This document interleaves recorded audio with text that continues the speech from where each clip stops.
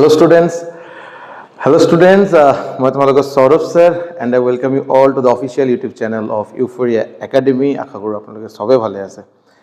আজি जी আমাৰ WhatsApp group official যেটো WhatsApp গ্ৰুপ আছে তাতে এটা পোল কৰা হৈছিল যে আপোনালোকৰ মাজত কেইজন JAA আমাৰ গুৱাহাটী হাই কোৰ্টৰ JAA এক্সামত কেইজন এটেম্প্ট কৰিব গৈ আছে আৰু প্ৰিভিয়াস ইয়াৰ কোৱেশ্চনৰ সেশনস লৈ আহা আপোনালোকে বিচাৰে নেকি।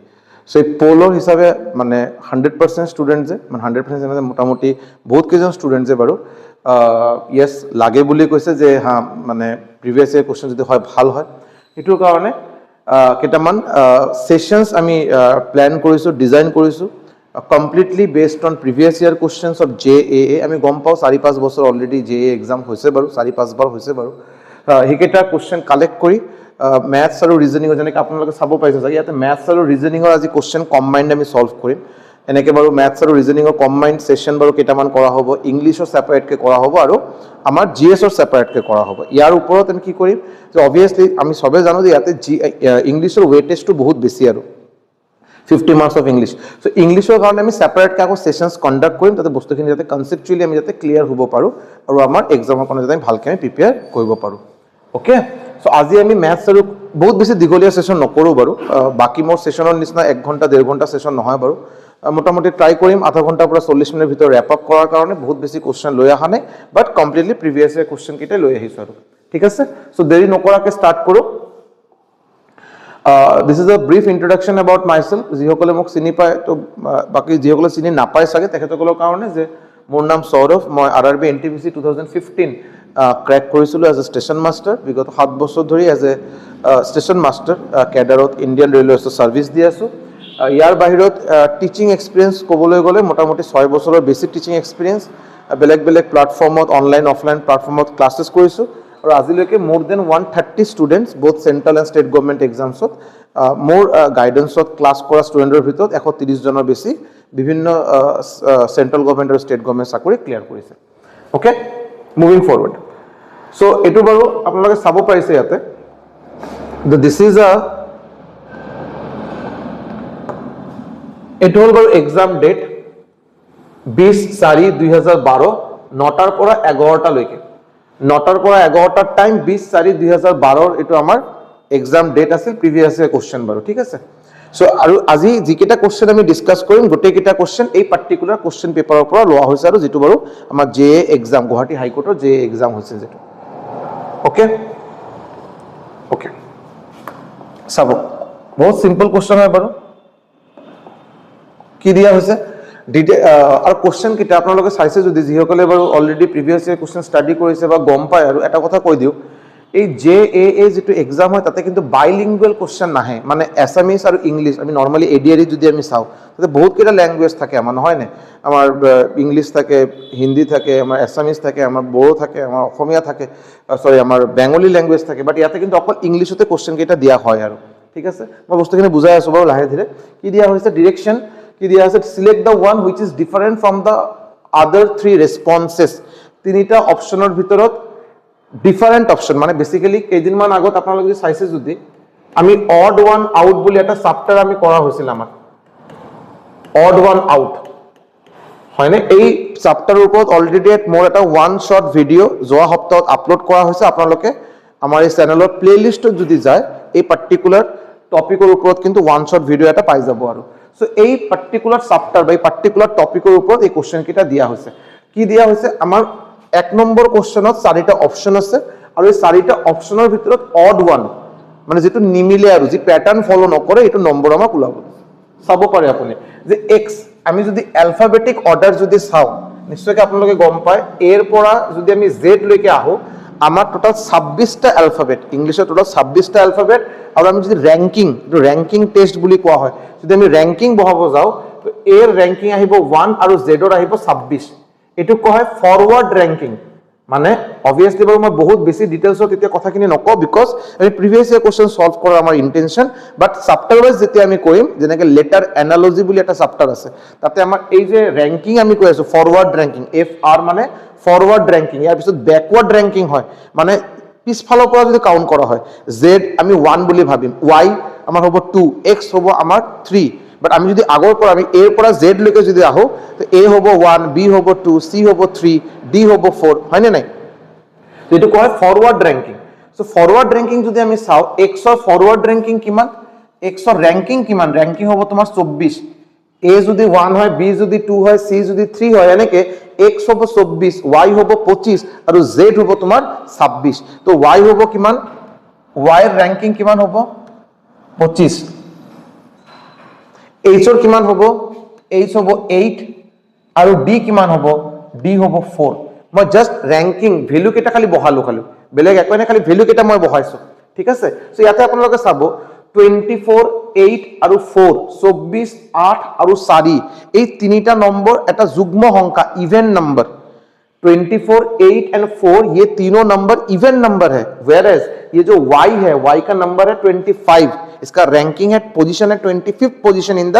English alphabet. तो ये 25 एक ऑड नंबर है, ऑड, बाकी केटा किंतु इवन नंबर যুগ্ম সংখ্যা, 25 হল অযুগ্ম সংখ্যা মানে অড নাম্বার। তো আমার आंसर হবে বি, आंसर होबो B is the correct answer because this is the odd one, बाकी केटार লগত এটু কিন্তু মিলা নাই। Clear hall? Okay, coming to next question, coming to next question. ইয়াতে যদি চাও, যদি ঠিক আছে, কি দিয়া আছে ইয়াতে জেড, আগতে এবাৰ ৰ্যাঙ্কিং কেটা বহাই দিও নেকি, আগতে এবাৰ ৰ্যাঙ্কিং কেটা বহাই দিও। জেডৰ কিমান হয় আমাৰ 26, কে কিমান হয়, কে 11, এক্স হ'ব কিমান 24, জে হ'ব কিমান 10, সি হ'ব কিমান 3, এ হ'ব 1, এম আই জে কে এল, এল হ'ব 12, এম হ'ব 13, ঠিক আছে? টি হ'ব কিমান 20, জি হ'ব 7, আর আর কিমান 18, এফ কিমান 6, এফ হল 6, আর হল 18, টি হ'ব 20 আৰু কে হ'ব 11। ক্লিয়াৰ হৈছে নে? এতিয়া যদি আমি প্লাস কৰি চাও, যদি এবাৰ যদি আমি প্লাস কৰো, এই পজিশন কেইটা যদি প্লাস কৰো কিমান পাম চোৱাচোন। 24 আৰু 26 তোমাৰ হৈ গল 50, 50, 50, 60, 60, 70, 71, 71। ইয়াতে যদি মই গোটেই কেইটা প্লাস কৰো, যদি কিমান পাই আছো বাৰু, 25, 30, 30 নহয় সরি, কিমান পাই আছো ইয়াতে পাই আছো কিমান 25, 25, 28, 29, 29, ঠিক আছে? ইয়াতে যদি প্লাস কৰো কিমান পাম 18, 6, 24, 24 আৰ 20 হল 44, 44 আৰু 7 হ'ব কিমান 51, আৰু ইয়াতে যদি কৰা হয় 31, 31 আৰু 18, 31 আৰু 18 হল 49, 49 আৰু 6 হল 55। আমি ৰ্যাঙ্কিংৰ পৰা কিবা পাম নে? ৰ্যাঙ্কিংৰ পৰা আমি কিবা পাই আছো নহয়, পোৱা নাই, ৰ্যাঙ্কিংৰ পৰা আমি পোৱা নাই। ওকে, তেতিয়া আমি কি চাম ইয়াতে, আমি কিবা ৰ্যাঙ্কিংৰ পৰা পাই আছো নেকি? নহয়, ৰ্যাঙ্কিংৰ পৰা পা নাই। এটা কাম কৰো বাৰু, এটা কাম কৰো, চোৱাচোন বাৰু, জেডৰ ভ্যালু কিমান 26 আৰু এক্সৰ ভ্যালু, জেডৰ ভ্যালু কিমান 26 আৰু এক্সৰ ভ্যালু কিমান 24, 26ৰ পৰা 24 আহাৰ কাৰণে আমি -2 কৰিম, হয়নে? কেৰ ভ্যালু কিমান 11 আৰু জেৰ ভ্যালু কিমান 10, কেৰ পৰা জে আহাৰ কাৰণে আমি -1 কৰিম। সো জেডৰ পৰা এক্স আমি এটা অল্টাৰনেটিভ নম্বৰ, এটা নম্বৰ বাদে বাদে আমি চেক কৰি আছো বাৰু। জেডৰ পৰা এক্স আহাৰ কাৰণে -2, কেৰ পৰা জে আহাৰ কাৰণে -1। ইয়াতে যদি চাও সি হল 3 আৰু এ হল 1, সিৰ পৰা এ আহাৰ কাৰণে -2, কিন্তু এমৰ পৰা যদি এল আহিব 13 আছে, ইয়াতে 12 হ'ব -1। টিৰ পৰা যদি আৰ আহিব লাগে -2, বিকজ টি হল তোমাৰ 20 আৰু আৰ হল তোমাৰ 18, 20ৰ পৰা 18, 20ৰ পৰা 18 কাৰণে -2, জিৰ পৰা যদি এফ আহিব লাগে -1, 7ৰ পৰা 6 -1, ঠিক আছে? বাট ইয়াতে চোৱা এফ আৰ টি কে, ইয়াতে কিন্তু তোমাৰ এই -2 আৰু -1, এই -2 আৰু -1 প্যাটাৰ্ন কিন্তু ফলো হোৱা নাই। বাকি কেইটাত কিন্তু এই অল্টাৰনেটিভ নাম্বাৰ, অল্টাৰনেটিভ অ্যালফাবেটৰ মাজত -2 আৰু -1 প্যাটাৰ্ন ফলো হৈ আছে, বাট যেটো ডি অপশন কিন্তু ফলো হোৱা নাই। তো আমাৰ correct answer is option D. Correct answer আমার কি হবে, option D, F R T K is the correct answer, F R T K is the correct answer. Clear হৈছে নে? মুভিং ফরওয়ার্ড, এতিয়া আমি চাম আমার কোশ্চেন নাম্বার 3 কি দিয়া আছে, A B J M N Q R, okay okay okay, কিবা ইয়াতে প্যাটার্ন আমি চাই আছো নেকি? কিবা আমি প্যাটার্ন ওকে ওকে ওকে বঢ়িয়া চাব বাৰু কি দিয়া হৈছে চাব ইয়াতে টোটাল 4টা অপশনত আপোনালোকে যদি ভালকে চায় এই 4টা অপশনত কিন্তু 5টাকে অ্যালফাবেট দিয়া আছে গোটেইকেইটা অপশনত 5টাকে অ্যালফাবেট দিয়া আছে বাট আপুনি যদি চায় ইয়াতে এ আৰু বি কনজিকিউটিভ ए और बी ए बी माने लगातार एक के बाद एक दूसरा आ जाता है नॉर्मली इंग्लिश का अल्फाबेट में ए बी साथ ही साथ आता है ए बी एम एन माने याते आमी दुई जोर आमी टू पेयर्स आमी এনেকে দুই জোর আমি পালো দুটা আমি জোর পালো দুটা পেয়ার পালো যি দুটা পেয়ারত অ্যালফাবেট কনজিকিউটিভ হয়ে আছে A B M N similarly P Q R T U A B C D अगर मैं बोलता जाऊंगा क्यू आर आ जाता है उसके बाद एस टी यू आता है उसके बाद इधर देखेंगे E F G M N O P F G भी आता है ओ पी भी आता है इधर एक अल्फाबेट आपका होगा जो एक अल्फाबेट हर एक में है जो आपका ऐसे बीच में दिया गया है एक अल्फाबेट रैंडमली दिया गया है और बाकी ऐसा दो पेयर है जो कॉन्जिक्यूटिव अल्फाबेट है इंग्लिश अल्फाबेट में लगातार आता है लेकिन अगर आप ऑप्शन सी को देखेंगे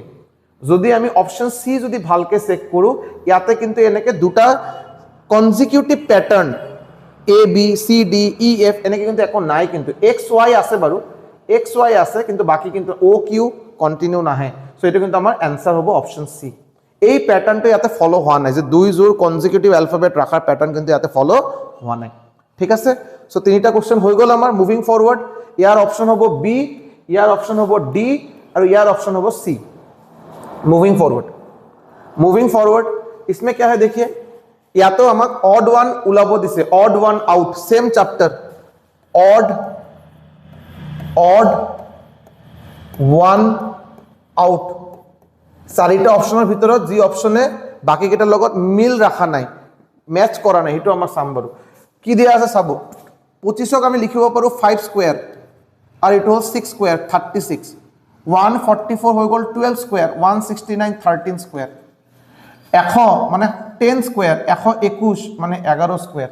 9 माने 3 स्क्वायर 64 माने 8 स्क्वायर बाकी केटा सबसुन याते ऑप्शन ए 5 स्क्वायर 6 स्क्वायर लगातार कॉन्जिक्यूटिव 5 इसके बाद 6 5 का स्क्वायर उसके बाद 6 का स्क्वायर 12 स्क्वायर 13 स्क्वायर 10 और स्क्वायर 11 और स्क्वायर कॉन्जिक्यूटिव হৈ আছে বাট ইয়াতে 3 স্কয়ার তাৰপিছত 4 স্কয়াৰ নহকে দিছে আমাক 8 স্কয়াৰ মাজত গ্যাপ আছে সো আমাৰ answer is option D is the correct answer option D is the correct answer ইয়াতে কনজিকিউটিভ স্কয়ার কিন্তু আমি পোৱা নাই মুভিং ফরওয়ার্ড क्वेश्चन नंबर 3 হৈ গল question number 4 heat light bulb electricity सबो हीट एंड लाइट मेनली এই দুটা হল ফর্ম অফ এনার্জি শক্তির রূপ light is a form of energy which creates in us the sensation of sight light এটা শক্তির রূপ যেটোৰ কাৰণে আমি বস্তু চাব পাৰো হিট এটা সোৰ্স এটা ফৰ্ম অফ এনাৰ্জি শক্তিৰ ৰূপ যেটোৰ কাৰণে আমি টেম্পাৰেচাৰ ডিফাৰেন্স ফিল কৰো টেম্পারেচার ডিফারেন্স ফিল হয় because of heat electricity no doubt this is not an energy electricity কোনো এনার্জি নহয় but it is a phenomenon এটা একটা ফেনোমেনন বাট এটো কিন্তু মানে হাতে দি ধরা বস্তু নহয় হিট লাইট বারু আমার ইলেকট্রিসিটি এবিলাক টেনজিবল নহয় হাতে দি ধরা বস্তু নহয় অবজেক্ট নহয় কিবা অবজেক্ট নহয় বাট বাল্ব এটা অবজেক্ট হয় এটা একটা অবজেক্ট হয় আমি এটা টাচ করে চাব পারি এটা বাল্ব হয় बट ये देखिए ये इलेक्ट्रिसिटी जा रहा है नहीं बोल पाएंगे इलेक्ट्रिसिटी होता है दिखता नहीं है वो फील होता है जब झटका लगता है तब फील होता है लाइट के चलते हम लोग देख पा रहे हैं लाइट को नहीं देख पाएंगे हीट एक अनुभूति एक फीलिंग एक एनार्जी এটা ফিল করা যায় বাট এটা কিন্তু ছোঁয়া না যায় বারু but bulb is an object moving forward question number 5 wave current tide storm okay answer of storm क्यों पानी वाटर रिलेटेड যদি আমি কথা পাতো वाटर वेव থাকে ঢেউ আৰু সমুদ্র যে ঢেউ উঠে ওয়েভ কারেন্ট ওয়াটার কারেন্ট তো থাকে আমি গমে পাও ওয়াটার কারেন্ট যেটো দিয়ে আমি আপোনালোকে যে নিশ্চয়কৈ বোট এন্ড স্ট্রিম বুলি আপোনাৰ এটা ম্যাথছৰ চ্যাপ্টার আছে বোট এন্ড স্ট্রিম নিশ্চয়কৈ গম পাইছে চাগে ডাউন স্ট্রিম আপ স্ট্রিম তাতে কিন্তু বোট স্ট্ৰিমৰ কোশ্চেনতে ওয়াটাৰ কাৰেন্ট কিন্তু দুই ধৰণৰ হয় ডাউন স্ট্ৰিম আপ স্ট্ৰিম হেতুলে আমি কোশ্চেন কৰিছো বাৰু দিও নেক্সট হল টাইড আমি টাইড তো গমে পাও আৰু নিপ এন্ড টাইড বুলি কয় হয়নে সো এইবিলাক গোটেইকেইটা বস্তু পানীৰ লগত ৰিলেটেড থকা বস্তু বাট ষ্টৰ্ম এইটো ঘূৰ্ণিঝড় যে হয় ঝড় সেইটোৰ লগত পানীৰ কোনো সম্পৰ্ক নাই সো आंसर होगा हमारा storm is the correct answer moving forward अभी एक मैथ्स का क्वेश्चन दिया गया है इधर एक मैथ्स का क्वेश्चन दिया गया है देखेंगे क्या बोला है price of a commodity has increased by 60% কিবা এটা বস্তুৰ দাম 60% বঢ়াই দিয়া হৈছে বাই হোৱাট পাৰ্সেন্ট মাচ আ কনজিউমাৰ ৰিডিউস দ্য কনজাম্পশন কিমান পাৰ্সেন্টেজত কমাব লাগিব যাতে commodity as not to increase the expenditure যাতে এক্সপেন্ডিচাৰ না বাঢ়ে ওকে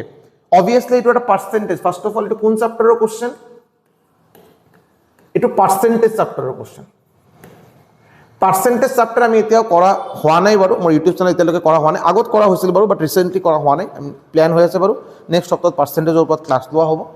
পাৰ্সেন্টেজত বহুত কেইটা ইম্পৰ্টেন্ট কনসেপ্ট আছে পাৰ্সেন্টেজ চ্যাপ্টাৰ আমি যেতিয়া কৰিম মুঠমাট 8টা কি 9টা আমি কনসেপ্ট আগতে আমি ডিসকাস কৰিম যি কেইটা কনসেপ্টৰ ওপৰত যদি আমি ভালকে কনসেপ্ট কেইটা যে 8টা 9টা কনসেপ্ট আছে বহুত বেছি নাই এই 8টা 9টা কনসেপ্ট যদি ভালকে বুঝা যায়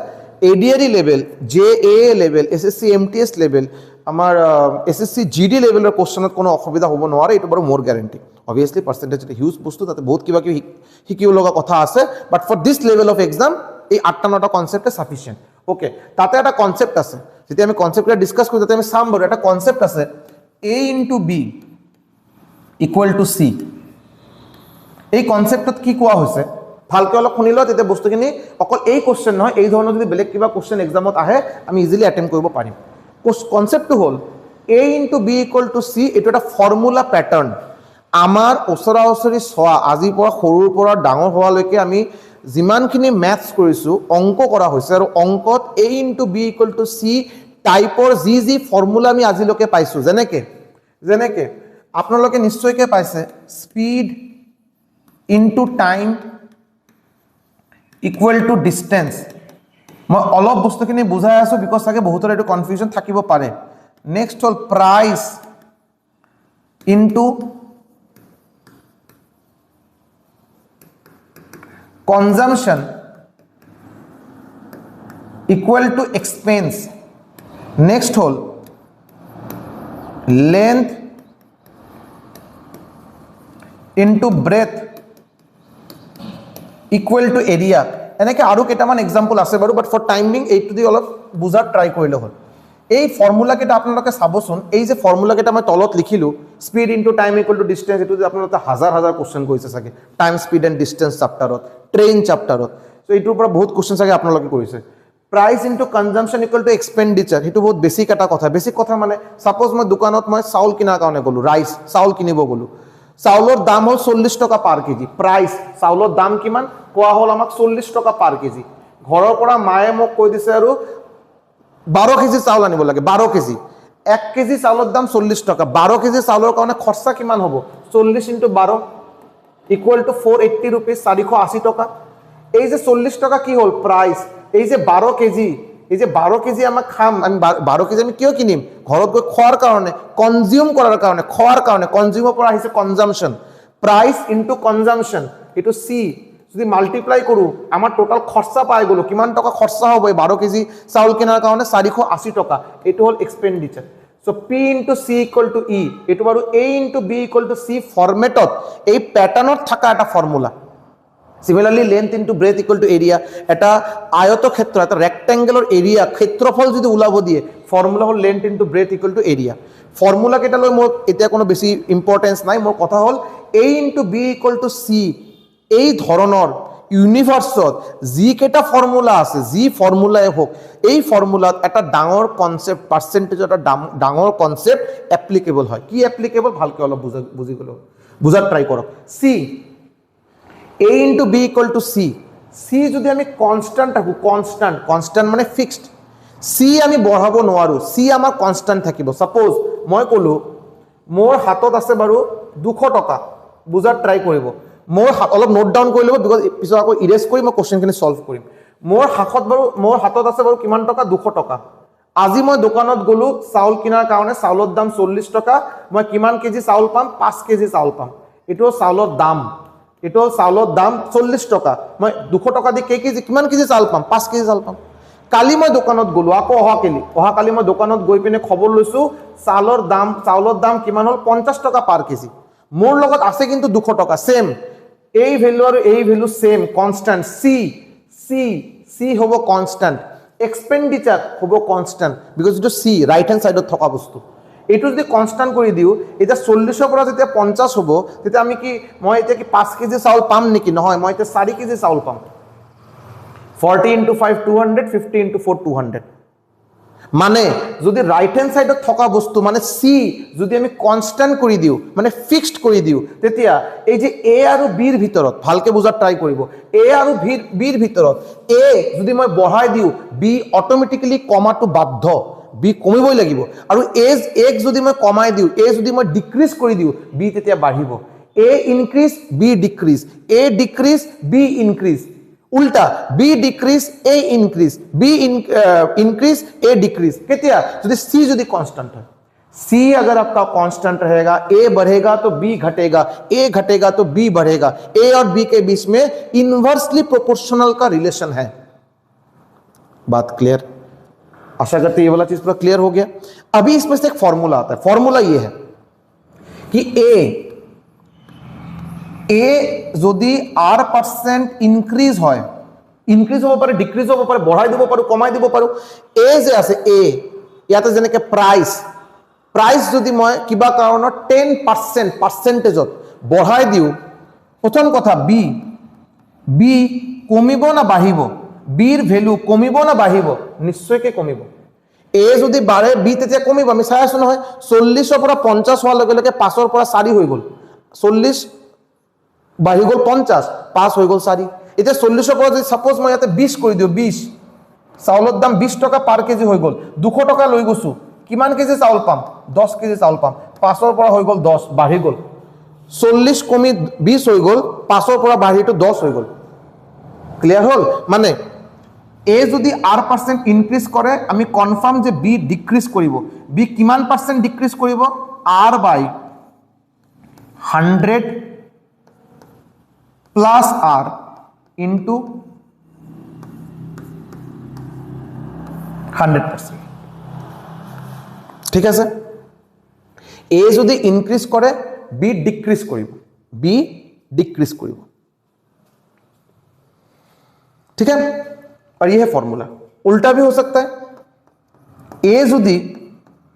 r% डिक्रीज करे, तो ऑब्वियसली बी वैल्यू इंक्रीज करिब, बीर वैल्यू इंक्रीज करिब, किमान परसेंटेज इंक्रीज करिब, किमान परसेंटेज इंक्रीज करिब? r/100 minus r into 100%। Clear হৈছে না হোৱা নাই? ক্লিয়ার হয়েছে না মানে?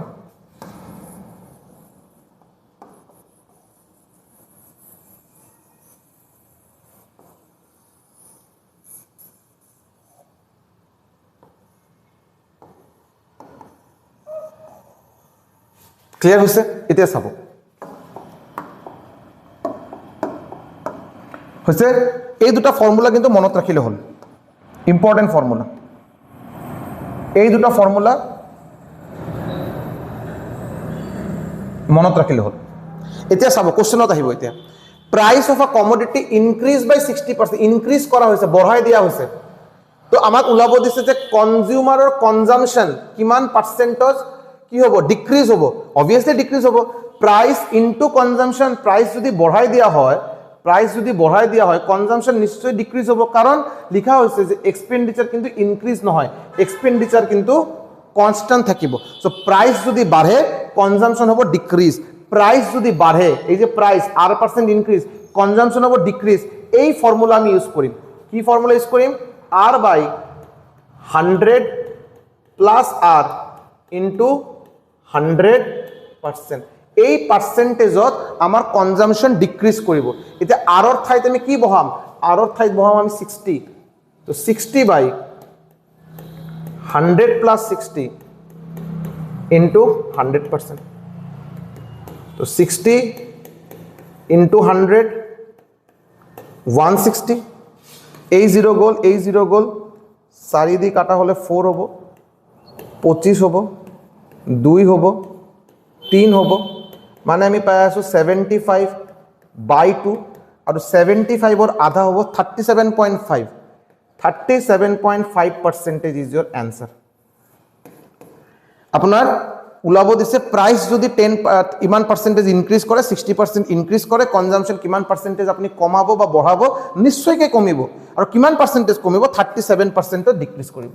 37% is the correct answer option B option B is the correct answer option B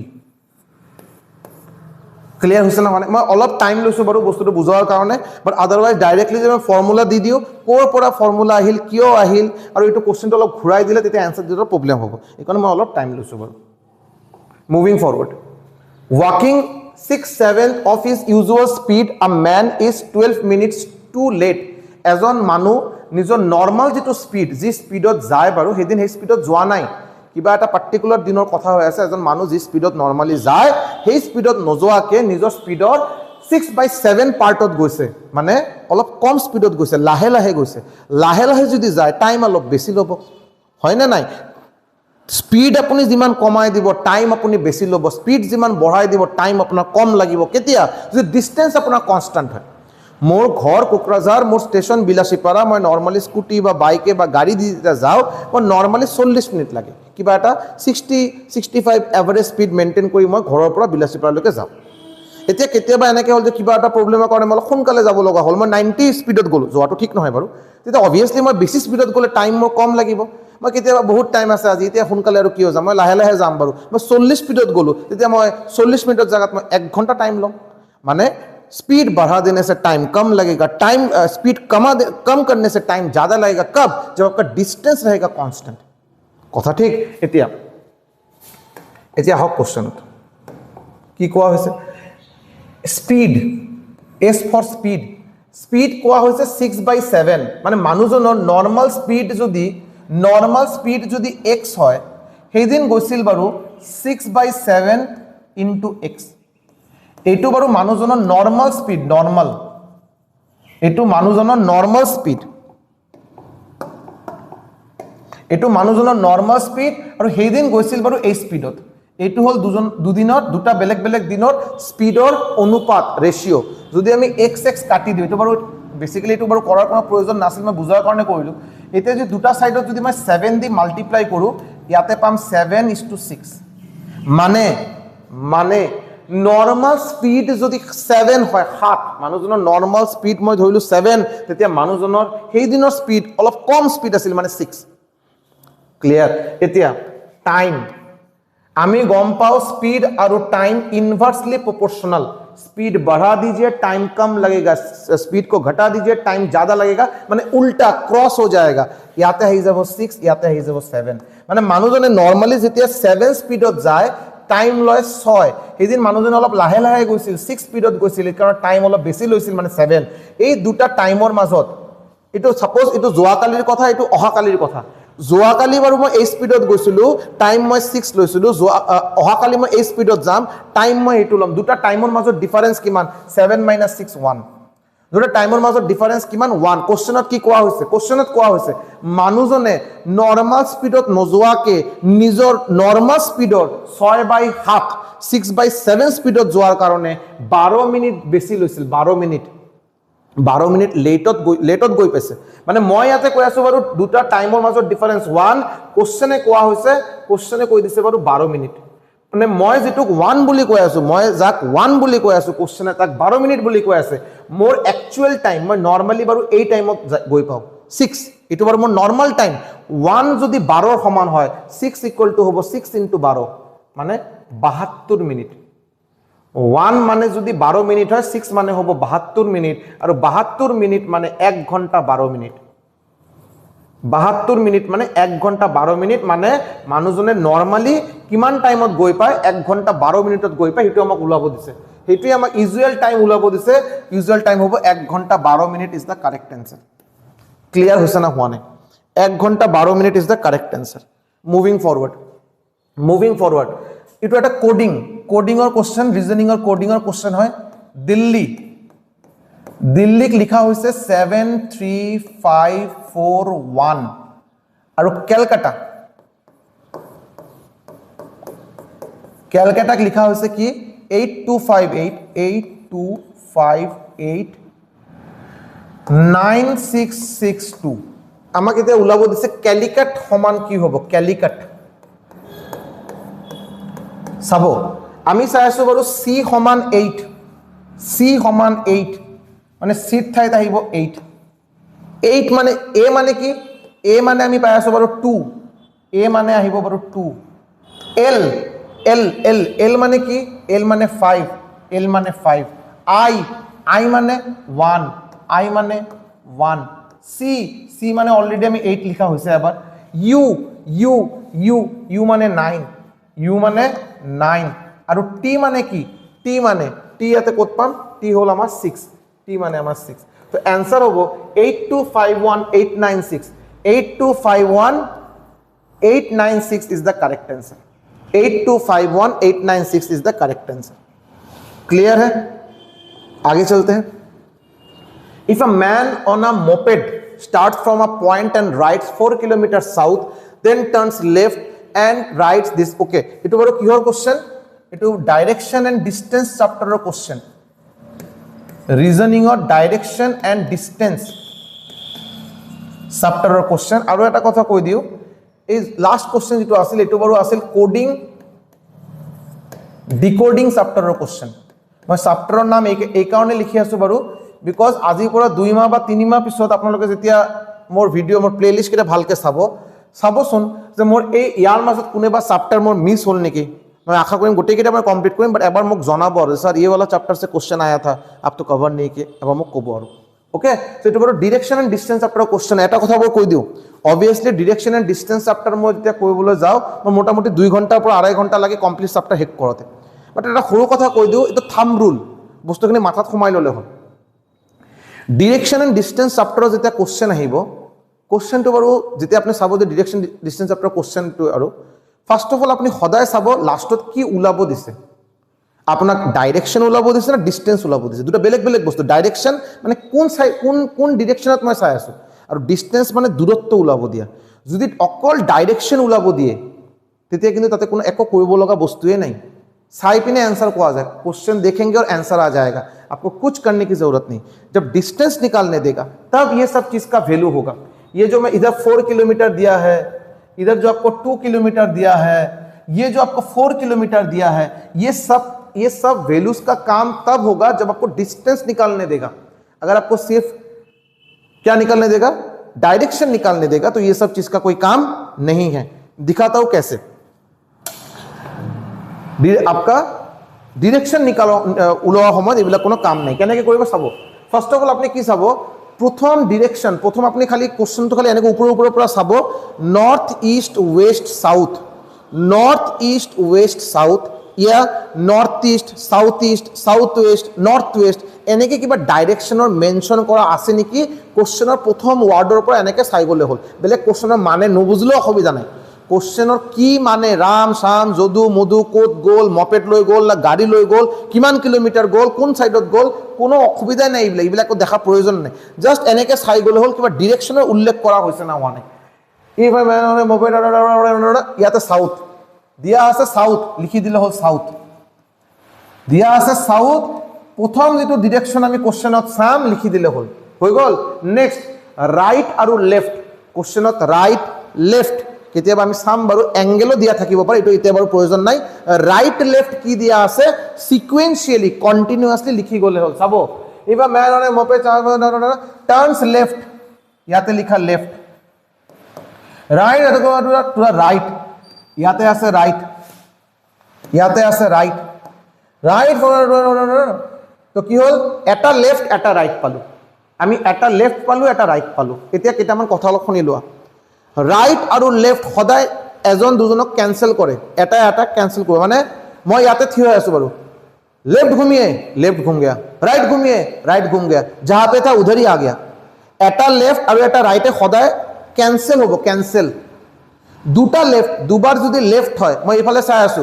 दो बार लेफ्ट घूमिए एक बार दो बार मैं देखिए पहले इधर देख रहा था अभी इधर देख रहा हूं ऑपोजिट हो जाता है सिमिलरली दो बार राइट घूमिए दो राइट एक बार राइट दो बार राइट या दो बार लेफ्ट घूमने से आप इनिशियल डायरेक्शन के ऑपोजिट डायरेक्शन में देखेंगे, दो राइट या दो लेफ्ट में ऑपोजिट डायरेक्शन में देखेंगे, एक राइट और एक लेफ्ट एक दूसरे को काटेगा। अभी के लिए इतना याद रखेंगे, इसमें बहुत कुछ बोलना है लेकिन अभी बोलने जाएंगे तो वो डायरेक्शन चैप्टर का ही हो जाएगा। तो ये लेफ्ट और राइट एक दूसरे को काट देगा, तो इनिशियल डायरेक्शन जो था वही आपका आंसर है, आंसर आपका साउथ होगा। मान लेते हैं कि इसमें लेफ्ट है राइट है, मान लेते हैं आपका साउथ है, इसको तो समझिए, इसका क्वेश्चन का आंसर आपका साउथ होगा। বাট এই কোশ্চেনত যে এনেকে দিয়া আছিল ৰাম বুলি এজন ল'ৰা ই আগত সাউথৰ ফালে চাই আছিলে, এতিয়া ই 4 কিলোমিটাৰ ৰাইটত গ'ল, 5 কিলোমিটাৰ লেফটত গ'ল, 2 কিলোমিটাৰ আকৌ লেফটত গ'ল, 10 কিলোমিটাৰ আকৌ লেফটত গ'ল, তাৰপিছত আকৌ 15 কিলোমিটাৰ ৰাইটত গ'ল। এতিয়া কোৱাচোন কোন ডিৰেকশ্যনত চাই আছে? সাপোজ কোশ্চেন এনেকে থাকিল যে আমাৰ ৰাম বুলি এজন ল'ৰা ই ষ্টাৰ্টিঙত সাউথৰ ফালে চাই আছে, ষ্টাৰ্টিঙত ই 5 কিলোমিটাৰ ৰাইটত গ'ল, 10 কিলোমিটাৰ লেফটত গ'ল, 12 কিলোমিটাৰ লেফটত গ'ল, ইয়াৰ পিছত আকৌ 15 কিলোমিটাৰ লেফটত গ'ল, আকৌ ৰাইটত গ'ল সাপোজ 20 কিলোমিটাৰ। এতিয়া আমাক ওলাব দিছে মানুহজনে কোন ডিৰেকশ্যনত চাই আছে, ডিষ্টেঞ্চ ওলাব দিয়া নাই, ডিৰেকশ্যন ওলাব দিছে, এনেকে সিকুৱেন্সিয়েলি লিখি গ'লে হ'ল। ইয়াৰ পিছত ৰাইট লেফট কাটি দিলোঁ, লেফট আৰু ৰাইট কাটা গ'ল, থাকিল অকল লেফট। সাউথৰ পৰা লেফট, এতিয়া চাব এইটো নৰ্থ, এইটো সাউথ, এইটো ইষ্ট, এইটো ওয়েস্ট, নৰ্থৰ ফালে চাই আছো মই নৰ্থ, ইয়াৰ পৰা যদি মই ৰাইটত চাই, এইটো হ'ল ৰাইট, এইটো হ'ল ৰাইট, এইটো হ'ল তোমাৰ লেফট, ৰাইট লেফট, নৰ্থৰ পৰা ৰাইট যোৱা মানে ইষ্টৰ ফালে যোৱা। ঘড়ীৰ কথা মনত ৰাখিলে হ'ল, ক্লক ৱাইজ, ঘড়ীৰ লগত যদি আমি যাওঁ, ঘড়ী যেনেকে ক্লক ৱাইজ ঘূৰে সেনেকে ঘূৰা মানে ৰাইট, ঘড়ীৰ এগেইনষ্টত যোৱা মানে লেফট। ক্লিয়াৰ? সো নৰ্থৰ ফালে চাই আছে, ৰাইটত চোৱা মানে ইষ্টত যোৱা, ইষ্টৰ পৰা ৰাইট মানে সাউথত যোৱা, সাউথৰ পৰা ৰাইট মানে ওয়েস্ট, ওয়েস্টৰ পৰা ৰাইট মানে নৰ্থ, নৰ্থৰ পৰা লেফট মানে ওয়েস্ট, ওয়েস্টৰ পৰা লেফট মানে সাউথ, সাউথৰ পৰা লেফট মানে ইষ্ট, ইষ্টৰ পৰা লেফট মানে নৰ্থ। ক্লিয়াৰ হৈছে? এতিয়া সাউথৰ পৰা লেফট, সাউথ, সাউথৰ পৰা লেফট, সাউথৰ পৰা লেফট মানে কি এই যে লেফট, এই যে লেফট, সাউথৰ পৰা লেফট হোৱা মানে এনসাৰ হ'ব আমাৰ ইষ্ট, এনসাৰ হ'ব আমাৰ ইষ্ট। ৰাইট লেফট এনেকে কন্টিনিউ সিকুৱেন্সিয়েলি লিখি গ'লে হ'ল, কটাকুটি কৰি যি থাকিব সেইটোৰ লগত ৰাইট, সেইটোৰ লগত লেফট এনেকে কৰি দিলে হ'ল, ঝামেলা শেষ। যদি চাপোজ কথা দুটা লেফট থাকে, তো দুটা লেফট আৰু দুটা ৰাইট, মই অলপ আগতে ক'লো নহয় দুটা ৰাইট আৰু দুটা লেফট মানে কি অপোজিট, দুটা লেফট আছে, ইয়াতে এটা লেফট, ইয়াতে এটা লেফট, দুটা লেফট মানে কি অপোজিট। সাউথৰ অপোজিট কি নৰ্থ, ইয়াতে সাপোজ নৰ্থ আছে, নৰ্থৰ অপোজিট কি সাউথ, ইষ্টৰ অপোজিট কি ওয়েস্ট, ওয়েস্টৰ অপোজিট কি ইষ্ট, ঝামেলা শেষ। নৰ্থ ইষ্ট অপোজিট কি সাউথ ওয়েস্ট, নৰ্থৰ অপোজিট সাউথ, ওয়েস্ট ইষ্টৰ opposite west, south west. Easy নে? বস্তুখিনি আকৌ মই বুজাম বাৰু ডিটেইলছত যেতিয়া চাপ্টাৰ কৰিম, বাট ফৰ টাইম বিং ইমানখিনি knowledge I guess sufficient. Moving forward, the sum of two numbers is 42, দুটা নম্বৰ, মই ভাবিলো দুটা নম্বৰ a আৰু b, দুটা নম্বৰৰ যোগফল দিয়া আছে 42, প্ৰডাক্ট দুটা নম্বৰৰ গুণফল দিয়া আছে 437, আমাক দুটা নম্বৰৰ ডিফাৰেন্স ওলাব দিছে, তো a minus b whole square আগতে আমি ওলাই লওঁ, বহুত easy formula, a plus b whole square minus 4ab, গম পাই চাগে আপোনালোকে। a মাইনাছ b হোল স্কোয়াৰক আমি যদি লিখিব বিচাৰোঁ, আমি a plus b whole square minus 4ab লিখিব পাৰোঁ। Clear? a plus b whole square के जगह लिखिए 42 स्क्वायर माइनस 4 इंटू 437, 7 4 जा 28, 2 4 12 to 4 1 17 1748, 42 স্কোয়াৰৰ আমাৰ ভ্যালু ওলাব লাগে। শৰ্টকাট বাৰু পিছত শিকাম, এতিয়া নহয়। 8 স্কোয়ার 25 মাইনাস 8 17 64, 17 64 16, তো a minus b whole square equal to কিমান পালো 16, তো a minus b equal to কি হ'ব 4, ইয়াতে a প্লাস b কিমান আছিল 42, আমাক কি ওলাব দিছে, আমাক দুটা নম্বৰ ডিফাৰেন্স ওলাব দিছে, মানে বিয়োগ মাইনাস কৰি কিমান পালো 4, 4 is the correct answer, option B is the correct answer, 4 is the correct answer. Clear? I am moving forward. Which is the least number which when doubled be exactly divisible by this? আমাক এনেকে এটা number ওলাব দিছে, যি নম্বৰটো বাৰু এই চাৰিটা নম্বৰেদি ডিভাইড যাব, আৰু আনসাৰটো কিন্তু আমাৰ এই আনসাৰটো কি কৈছে, which is the least number which when doubled, তোমাক এই সৰু নম্বৰটো ওলাব দিছে, ডাবল কৰিলে আমি ইয়াৰ লসাগু পাম যদি সাপোজ এই কোশ্চেনখিনি নাথাকিলে আৰু যে হুইচ ৱেন ডাবল এই কথাখিনি যদি নাথাকে আৰু বাকি কোশ্চেনৰ মিনিং হ'ল এই 4টা নম্বৰৰ লসাগু ওলোৱাৰ লগে লগে এনসাৰ মই তোমাক ক'লো আটাইতকৈ এনেকৈ সৰু এটা নম্বৰ ওলোৱা যি নম্বৰটো বাৰু 12 18 21 আৰু 30 দি ভাগ যাব আটাইতকৈ সৰু এই সৰু নম্বৰটো কি হ'ব যি নম্বৰে বাৰু এই 4টা নম্বৰেদি ভাগ যাব এনসাৰ কি হ'ব এই 4টা নম্বৰৰ লসাগু এতিয়া ওলাব দিছে আগতে লসাগু ওলাই লওঁ বাৰু পিছত কো দেখা যাব 12 18 21 30 এটো যে আমি লসাগু যদি ওলাব যাও 2 দি যি কৰা হয় 6 9 21 15 2 দি কৰা হলে 3 9 21 সৰি 2 দি তো না যায় বাৰু 2 দি কেনেকৈ কৰিম আৰু কেতিয়াবা মাথা এটা বেলেগকে কাম কৰে দেখি 3 2 just 6 3 3 जा 9 3 7 जा 21 3 5 जा 50 এতিয়া ক্যালকুলেশন কৰিলে হল 2 5 जा 10 সেপারেট কে রাখা 7 3 जा 21 21 into 3 21 into 63 63 ডাবল 126 আৰু 5 2 जा 10 এই কারণে এটা 0 আহি গল 1260 এই কারণে হৈ গল 1260 মানে এই 4টা নম্বৰ 12 18 21 আৰু 30 ৰ লসাগু কিমান পালো 1260 কি ওলাব দিছে আটাইতকৈ সৰু নম্বৰ ওলাব দিছে যি নম্বৰক ডাবল কৰিলে আমি এই নম্বৰটো পাম যি নম্বৰক ডাবল কৰিলে আমি এই নম্বৰটো পাম যি নম্বৰটোৱে বাৰু এই 4টা নম্বৰ লসাগু সো 1260 কোন নম্বৰৰ লগত মাল্টিপ্লাই 2 দি পূৰণ কৰিলে আমি এটো পাম এটো আধা কৰিলে হল 630 आंसर होबो आमार 630 इज द करेक्ट आंसर 630 এটা কথা ভালকে চাব 1260 কিন্তু অপশনত আছিল বহুতে এটো ক্লিক কৰিব এটো টিক কৰিব এটো কিন্তু টিক কৰিলে ভুল आंसर होबो 630 লসাগু যেটো ওলাব লসাগুটো বাৰু কোন নম্বৰৰ ডাবল 630 630 ৰ ডাবল হল 1260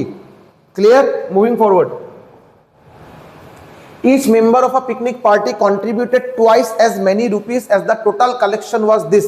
এটা পিকনিকত যি কেজন মানুহ আছে সবে তার ডাবল পয়সা কে দিছে মানে এটা পিকনিকত যদি 5 জন মানুহ আছে সবে 10 টাকা 5 ৰ ডাবল 5 ৰ ডাবল কিমান 10 সবে 10 টাকা 10 টাকা কে দিছে এটা পিকনিকত যদি সাপোজ কথা মই কৈ আছো 9 জন মানুহ আছে 9 জন সবে তেটা 18 টাকা কে দিব 9 ৰ ডাবল 18 মই মানি লৈছো বাৰু পিকনিকত আছিল 1 জন মানুহ আৰু সবে নিজৰ যি কেজন মানুহ আছে তাক ডাবল টাকা কে দিছে মানে সবে কিমান টাকা কে দিছে 2x কে দিছে মানুহ আছিল 1 জন সবে 2x কে দিলে টোটাল পয়সা কিমান হল টোটাল পয়সা হল দুটা যদি মই মাল্টিপ্লাই কৰো টোটাল কিমান টাকা দিয়া হৈছে 3042 আমাক ওলাব দিছে এই মেম্বার কেজন আছিল মেম্বাৰৰ ভ্যালু মানে x পিকনিক কৰাৰ কাৰণে পাৰ্টি কৰাৰ কাৰণে কেজন আছিল x মানুহ আছিল আৰু সবে ডাবল কে দিছে মানে 2x কে দিছে ইকুৱেল টু কিমান টাকা 3042 এটা যদি ক্যালকুলেশন কৰা হয় x স্কয়াৰ আৰু এই 3042 2 দি যদি ক্যান্সেল কৰা হয় 15 21 এতিয়া যদি আমি স্কয়াৰ ৰুট ওলাব বিচাৰো 1521 এই স্কয়াৰ ৰুট ওলোৱা টেকনিক এতিয়া মই নকও সিম্পলিফিকেশন চ্যাপ্টাৰত শিকাই দিম বাৰু সোনকালে 1 মানে 1 হ'ব 9 হ'ব 15 ৰ সৰু কিমান হ'ব 3 স্কয়াৰ মানে আমাৰ आंसर হ'ব या तो 31 नहीं तो 39 मेरा आंसर होगा मैं 35 का स्क्वायर निकाल लेता हूं 35 का स्क्वायर होगा 25 और 4 3 जा 12 अभी आपका वैल्यू कितना है 1521 जो कि 1225 से ज्यादा है माने एटो बारो তোমালোকে চাই লোৱা এটো आंसर তোমাৰ আহিব বাৰো 39 square root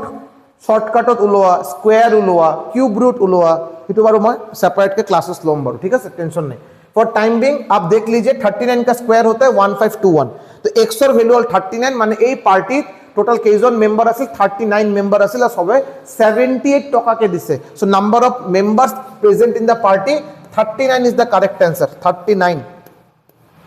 option D 39 is the correct answer moving forward in 10 years a will be twice as old as b আজিৰ পৰা 10 বছৰ পিছত a ৰ বয়স b ৰ বয়সৰ ডাবল হ'ব so b was 10 years ago আজিৰ পৰা b ৰ বয়স 10 বছৰ আগত যিমান আছিল আজিৰ পৰা 10 বছৰ ফিউচাৰৰ কথা কয় আজিৰ পৰা 10 বছৰ পিছত এৰ বয়স কিমানে হ'ব আৰু না ডাবল হ'ব আৰু এ যদি আজিৰ দিনত 9 ইয়াৰ্স ওল্ডাৰ দেন বি আজিৰ দিনত এ যদি বিৰ পৰা 9 বছৰছে ডাঙৰ তেতিয়া ওলাব দিছে বিৰ প্ৰেজেন্ট এজ আমাক ওলাব দিছে প্ৰেজেন্ট এজ অফ বি মই মানি লৈছো বিৰ প্ৰেজেন্ট এজ x মই মানি লৈছো যে বিৰ প্ৰেজেন্ট এজ কিমান x সো বি ওয়াজ 10 ইয়াৰ্স এগো 10 বছৰ আগত বিৰ বয়স কিমান আছিল x - 10 আজিৰ দিনত বিৰ বয়স x সো আজিৰ পৰা 10 বছৰ আগৰ কথা যদি হয় বিৰ বয়স কিমান আছিল x ৰ পৰা 10 মাইনাস আৰু এৰ বয়স কিমান আছিল এৰ বয়স এই সময়ত এৰ বয়স আজিৰ পৰা 10 বছৰ পিছত আজিৰ পৰা 10 বছৰ পিছত ইয়াৰ ডাবল কৰি যিমান হ'ব এটো বাৰু এৰ বয়স হ'ব কি কৈছে কোশ্চন ভালকে চোৱা বিৰ বয়স আজিৰ পৰা 10 বছৰ আগত যিমান আছিল হেতু যদি আমি ডাবল কৰি দিও দুইয়েদি মাল্টিপ্লাই কৰো যেটো ভ্যালু পাম এটো হল এৰ আজিৰ পৰা 10 বছৰ পিছত ইমান বয়স হ'ব সো মই মানি লৈছো বিৰ আজিৰ দিনত বয়স x সো আজিৰ পৰা 10 বছৰ আগত বিৰ বয়স আছিল x - 10 এটো ডাবল যদি কৰা হয় মানে 2 * x - 10 এটো হল এৰ বয়স কেতিয়া আজিৰ পৰা 10 বছৰ পিছত এটো এৰ বয়স হ'ব ক্লিয়াৰ এৰ বয়স হ'ব ওকে এতিয়া চাব সো আজিৰ দিনত এৰ বয়স কিমান তেতিয়া এটো তো বাৰু 10 বছৰ পিছৰ কথা আজিৰ দিনত এৰ বয়স কিমান এটো হল এৰ প্ৰেজেন্টেজ এটো হল বিৰ প্ৰেজেন্টেজ এটো হল এৰ আজিৰ দিনত বয়স প্ৰেজেন্টেজ ভ্যালু কিমান হ'ব 2x - 20 - 10 মানে 2x - 30 এটো a আজিৰ দিনত প্ৰেজেন্ট এজ কি কোৱা হৈছে আজিৰ দিনত a is 9 years older than b আজিৰ দিনত a এৰ প্ৰেজেন্ট এজ কিমান 2x - 30 b এৰ প্ৰেজেন্ট এজ কিমান x আৰু মাইনাস কৰিলে কিমান পাম a আজিৰ দিনত b এৰ পৰা 9 বছৰছে ডাঙৰ তো this minus this equal to 9 যদি ক্যালকুলেশন কৰা হয় 2x -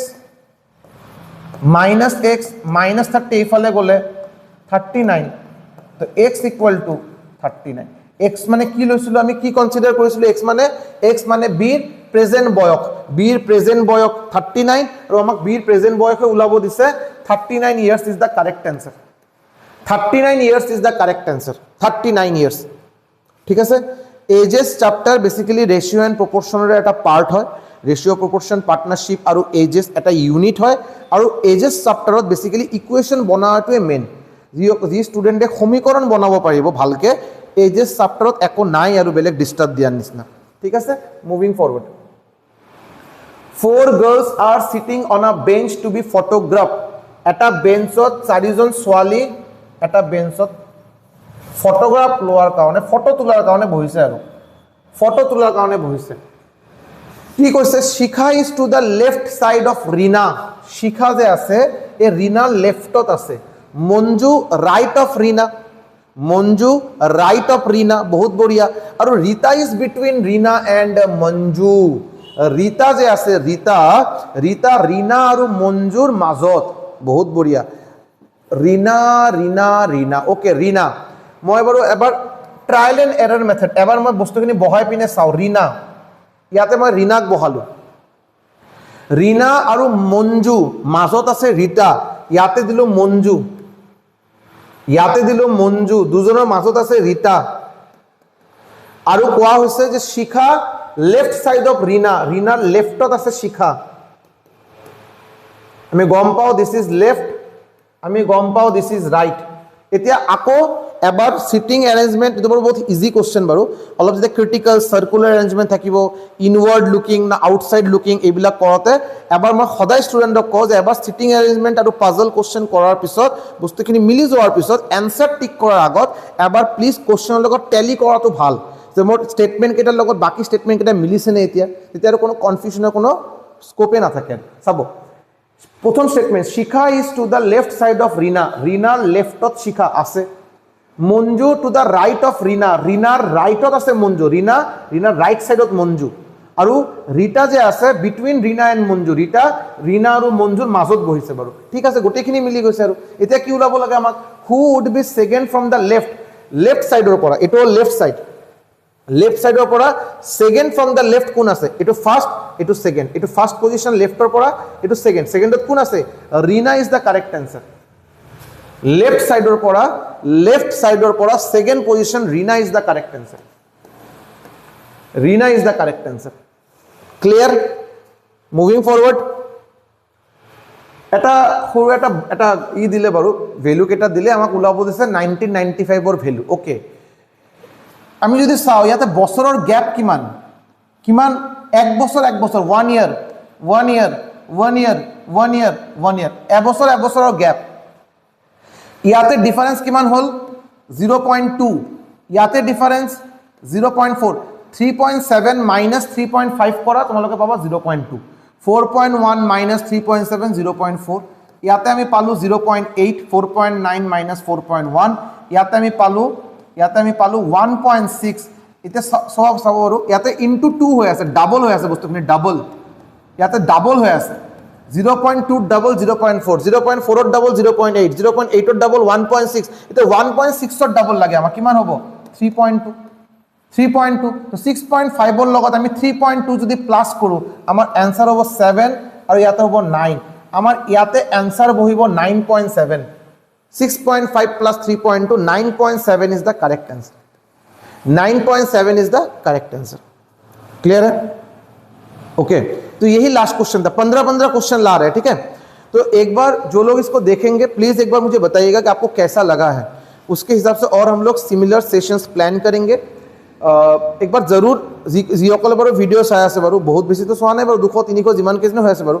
জিয়োকলে ভিডিও চাই আছে অনেস্টলি চাই আছে সবে অনেস্টলি না চাই বা সবে ভালকে চোৱা নাই মই ভালকে গম পাওঁ বাট জিয়োকলে চাই আছে জিয়োকলে কিবা লাভ পাই আছে বাৰু বা ক্লাसेस সেশন কেটা ভাল লাগিল নিশ্চয়কৈ এটা অনুৰোধ থাকিল এটা হাম্বল ৰিকুৱেষ্ট থাকিল প্লিজ কমেন্ট সেকশনত দুটা লাইন হলেও লিখিব স্যাৰ আপোনাৰ এই সেশনটো ভাল লাগিল বা এই বস্তুটো স্যাৰ অলপ চেঞ্জ কৰক বা এই বস্তুটো অলপ চেঞ্জ কৰক বা এই এনেকে নহয় বস্তু এনেকে কৰক কিবা এটা সাজেশন আছে আৰু নিশ্চয়কৈ কক আৰু ক্লাস কৰি যদি ভাল লাগে দুটামান ওয়াৰ্ড কৰি স্যাৰ ক্লাস কৰি ভাল লাগিছে আৰু বেয়া লাগে যদি কক যে ক্লাস কৰি স্যাৰ বেয়া লাগিছে আৰু যিসকলে ভিডিও কমপ্লিট চাব যিসকলে কিবা ইয়াৰ পৰা কিবা এটা অন এ ডেইলি বেসিস কিবা এটা বস্তু শিকিব পাৰিছে বুলি ভাবে নিশ্চয়কৈ মই আশা কৰিম এটা অনুৰোধ থাকিব এটা হাম্বল ৰিকুৱেষ্ট থাকিব কমেন্টত কিবা অলপ জনাব ভিডিওটো প্লিজ লাইক কৰিব আপোনালোকে কিবা লাইক কৰিব মোস্ট ইম্পৰ্টেন্টলি আপোনালোকে ভিডিও আমাৰ ভিডিও মোৰ ভিডিও কেটা চাই আছে যদি বা কিবা যদি অলপ লাভ পাই আছে সাবস্ক্রাইব আপোনালোকে কিয় নকৰে মইটো একদম মানে মোৰ অলপ কি লম বৰ বেয়া লাগে আৰু মই তো আপোনাৰ পৰা 1 টকা মই ফিজ বিচাৰা নাই মই তো আপোনাৰ পৰা সাবস্ক্ৰিপশন এটা বিচাৰিছো আপুনি কাইন্ডলি সাবস্ক্ৰাইব কৰক তাৰ বিনিময়ত মই আপোনাক লগ ক্লাস কৰাই আছো আৰু সাবস্ক্ৰাইব কৰা মানে এনেকে নহয় যে আপুনি এনেকে কিবা ভিডিও পালে যেটো বাৰু ই হে সাইড কি ভিডিও দিয়ে কোনো কামে নাই আমাৰ কোনো লাভে নহয় এইবিলাক ভিডিও সাইড এতিয়া এনেকে ভিডিও কেতিয়াও দিয়া নাই না কেতিয়াও ফিউচাৰত দিব বাৰু কিবা ভিডিও মই ৰেগুলাৰলি দিব নোৱাৰো বাৰু বা যিমানে যেতিয়া মই ভিডিও দিও আৰু আপোনালোকৰ লাভৰ কাৰণে দিও আপোনালোকৰ প্ৰিপাৰেচনৰ কথা মাথাত ৰাখি বস্তুখিনি বনোৱা হয় তো কিবা যদি অলপ মানে সাবস্ক্ৰাইব কৰে যদি বহুত সুখী হম বহুত ভাল পাম আৰু সো এই কওঁতে আজি ইয়াতে ক্লাছখিনি সামৰণি মাৰো আজি হেক কৰো আৰু নেক্সট ক্লাছ সোনকালে লৈ আহিম বাৰু আপোনালোকৰ কমেন্টৰ ওপৰত বেছ কৰি সিমিলাৰ যে আকৌ প্ৰিভিয়াস ইয়াৰ কোশ্চেন আকৌ 15টা মান কোশ্চেন লৈ আহিম বুলি ভাবিছো আৰু সো আপোনালোকে নিশ্চয়কৈ জনাব বাকি সেশন কৰে যেনেকৈ মডাৰ্ন ইণ্ডিয়া হিষ্ট্ৰী কন্টিনিউ চলি আছে ইফালে আমাৰ ৰিজনিংৰ ওৱান শট ভিডিও 3টা অলৰেডি হৈ গ'ল ম্যাথছৰ আমাৰ অলৰেডি এটা ভিডিও ৰেকৰ্ড কৰা হৈছে বাট আপলোড কৰা হোৱা নাই এইটো এটা ৰেশিও এণ্ড প্ৰপৰ্শনৰ পাৰ্ট 2 সোনকালে আপলোড কৰিম stay tuned ভিডিওখিনি ভালকে চাব আৰু কিবা যদি if you have any suggestion for any kind of modification in the channel any kind of change in the content মোৰ ফালৰ পৰা কিবা কন্টেন্ট যদি আপোনালোকে চেঞ্জ বিচাৰে নিশ্চয়কৈ জনাব মই নিশ্চয়কৈ এইবিলাক ইমপ্লিমেন্ট কৰিম বুলি আশা ৰাখিছো থ্যাংক ইউ so much